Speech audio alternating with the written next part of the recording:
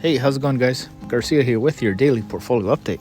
So in this video, I'm going to talk about doubling down on Tesla through TSLL, cash secured puts, some other plays that I made today, and share some of the posts from Twitter and give the shoutouts at the very end. Okay, so let's get to it.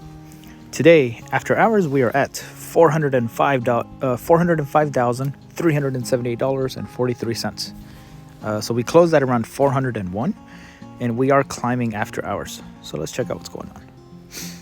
The Roth IRA was down 7.2%. So RKLB did take a tumble.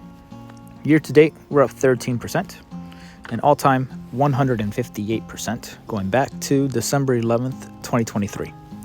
Buying power, $138. This is a total percent return on all of the positions. The RKLB covered calls, we're currently up 72% on these. So I will be buying these back at around, I would say 2 cents. I do want to get that 90% return, especially with these very safe out of the money covered calls. I'm just going to be taking as much value as I can out of these. The NVDA, they're up 23%. AMD calls are up 7.5%. RKLB, we're up 70%. TSLL, we're down 20%. So yeah, TSLL did have a very rough day today as well. Here's the equity. Yeah, so TSLL had a rough day. Look at that, down 12%. And because it was down so much, and I had $21 cash secured puts expiring this week, I did have to roll down in the main account. So let's check it out. The main account was down 5% today. We're down 18 grand in one day. But we are bouncing back up 1% after hours. In the past 3 months, we're up 80%. 39.6% year to date. 353% in the past year. And 322% all time, going back to August 2nd, 2021. Buying power has dropped to 151,000 because I did sell. You'll notice the list of options is now growing and growing. Right now, I have covered calls on NVDA. And how do I have covered calls if I don't have shares? Well, I have long calls. I have the leaps that I am selling these against. So I sold $140 covered calls expiring this Friday, and I received $340 for making that bet with Mr. Market. Currently up 16%. The RKLB covered calls, we already went over that. The cash secured put, so these puts were up 57%. So we're still above the strike, and we're getting closer and closer to expiration date. So we're still currently up on these. Now this is a new one, the Palantir $113 put. I realized, what am I doing just focusing on RKLB if I have such a huge Palantir position, and I have covered calls that I really don't want to get called away. So why not play both sides on Palantir, maybe with not as much capital. But I did sell a $113 put expiring in 2 weeks. Currently down 23% because Palantir did continue dropping after I sold the put around here. Or around here, who knows. But it did continue dropping, but recovering after hours. This I will be rolling down and out if necessary, but I do want to be playing both sides on Palantir as well. I'm not going to let go of cash secured puts just because the stock has run up so much. If anything, if Palantir has taught us anything, is we don't know what the stock is going to do, so might as well squeeze theta from both sides. Covered calls were up 26%. Now these are the $18 puts, which we're already down 39% on these, but I actually closed the 15 contracts at a realized loss. So I received 1,575. I paid 4,245. So the difference is that realized loss. But besides, on top of opening the 15 new contracts, I added a 15 more. So you'll see the 30 cells to open at a lower strike. So I went down from 21 down to 18.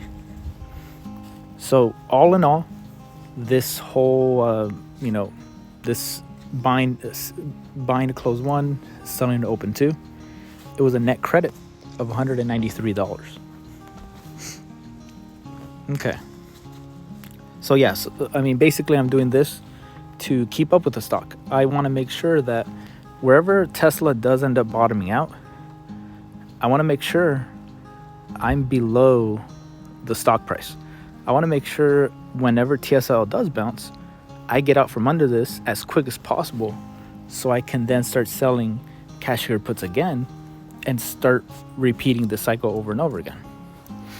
So if I can get out from under these, that realized loss of 2,600 will be taken care of. So that's kind of the plan here. Okay.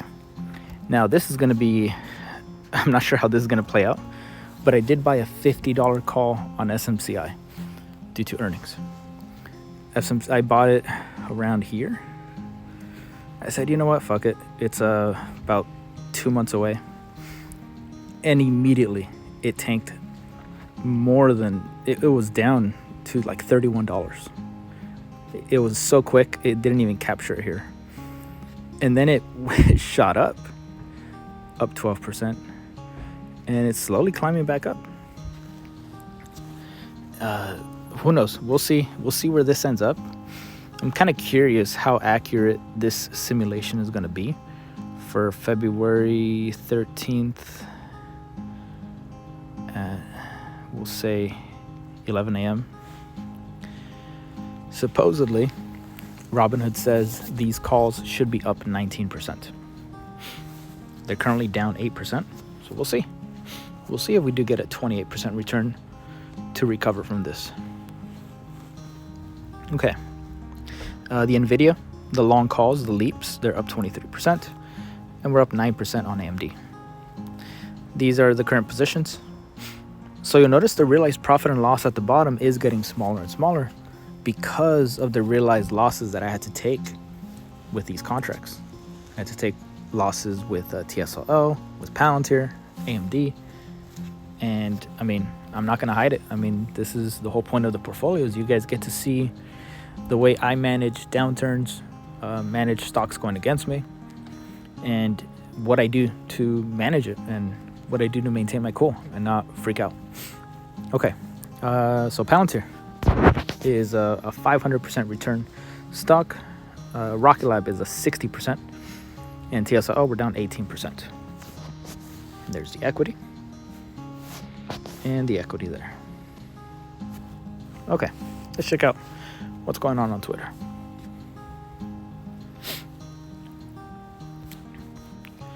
This was... So if you guys check your Google Maps, you might see that the Gulf of Mexico has been changed to Gulf of America. That's crazy, isn't it? Another day, another food. So this fucking guy with 118,000 followers, who knows how many he paid for, how many are bots. But this guy, now he's pumping Palantir. He's like, oh, I found the next Palantir. I know what these stocks are going to do. Don't miss this. Blah, blah, blah, blah, blah. Don't miss this opportunity to create generational wealth. Like pumping his freaking Discord and his whatever. So I looked up, whenever people post this kind of stuff, I kind of search Palantir under their profile to see if they're consistent with their views. And this guy clearly is not. So I said, spare me your bullshit. This is the slop you were posting when Palantir was down at 60. He was complaining about Alex Karp selling and saying that this is exactly what SMCI and the CEOs of CSCO did before their stocks collapsed. Palantir is the largest bubble in the US stock history and will pop. Spreading fear, spreading FUD, fear, uncertainty, and doubt. And then he wants to turn around, and now that Palantir is at 110, 120, whatever, or 115, he wants to be posting this shit where it's like, yeah, maybe HIMS does go up, maybe whatever other stocks he's talking about, but people like this shouldn't be trusted. You can't trust flip-floppers like that. Like, just stay consistent. Here, I thought this was interesting. I'd love to see OpenAI CEO Sam Altman and Palantir CEO Alex Karp have a debate on this topic. The question was, do you think your government will let you work with China?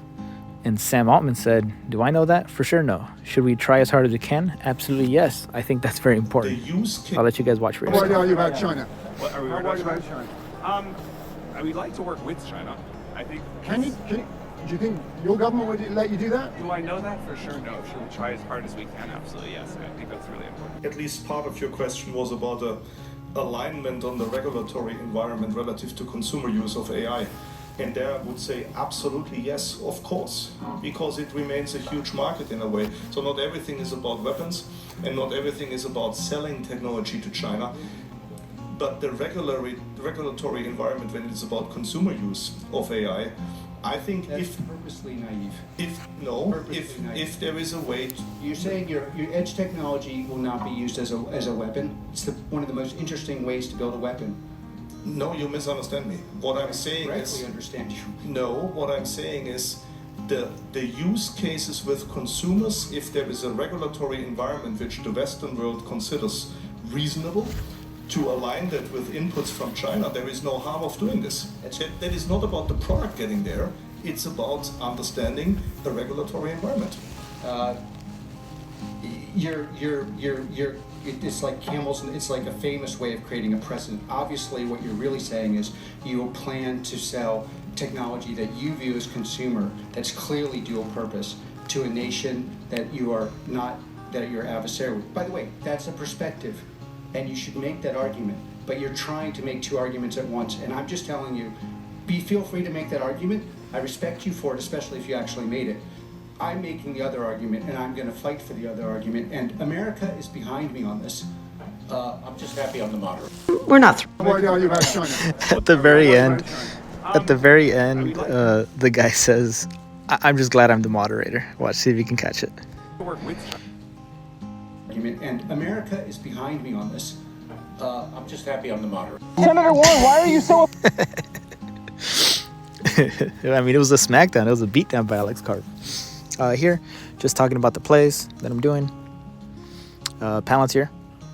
So it'll either be these cash secured puts or the covered calls that'll have to be dealt with. So I'm playing both sides so that I always come out on top. Here's a TSLL play. I thought this was hilarious. So my grandmother-in-law, she's from El Salvador, and I love her. I mean, she has a sailor mouth. She just talks like a sailor, and I freaking love it. And she was talking to someone on the phone, like I'm guessing it was a nephew or a family member, and she told them in Spanish, "Your hands must be made out of stomach. Everything you do turns into shit." And dude, when I heard that, I was just busted out laughing. I was dying. I thought it was hilarious. In Spanish, tienes manos de estómago. Todo lo que tocas se convierte en mierda. It was so good. Such a good line. And here's the SMCI play. Earnings gamble. That's really what it was.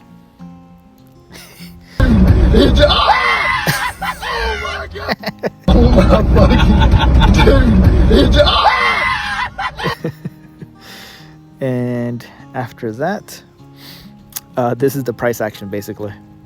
It's over. It's down to 31. Oh no, we're back. It's up to 40. No, it's so over. Down to 30s. Never been so back. Never mind. It's over. We're so unbelievably back. And it looks like that's going to be it, guys. Thank you guys for watching. I do appreciate your guys' time. And yeah, leave a comment, leave a like button, or hit the like button. And hope you guys have a great day. And I will see you guys tomorrow.